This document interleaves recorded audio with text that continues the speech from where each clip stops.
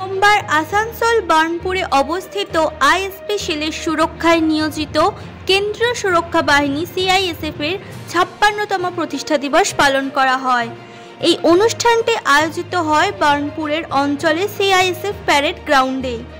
উল্লেখযোগ্য বিষয় হল 1969 সালের 10ই মার্চ মাত্র 3000 সদস্য নিয়ে এই কেন্দ্রীয় সুরক্ষা বাহিনীর প্রতিষ্ঠা হলেও বর্তমানে এর সদস্য সংখ্যা প্রায় 1,88,000।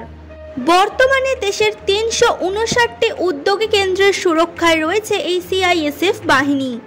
এছাড়াও ভিন্ন ভিন্ন 115টি সরকারি কেন্দ্রের সুরক্ষায় নিয়োজিত রয়েছে তারা। 1979 সালের 10ই নভেম্বর থেকে আইএসপি সেলের সুরক্ষায় নিয়োজিত হয় সিআইএসএফ বাহিনী। এদিন প্রতিষ্ঠা দিবস উপলক্ষে সিআইএসএফ বাহিনীর পক্ষ থেকে নিউ টাউনের প্যারেড গ্রাউন্ডে কুচকাওয়াজ সহ নানান অনুষ্ঠান আয়োজিত হয়, যেখানে মুখ্য অতিথি হিসেবে উপস্থিত ছিলেন ইডি ওয়ার্কার্সের দীপ্তেন্দু ঘোষ সহ আইপিএস সেলের অন্যান্য আধিকারিক বর্গ।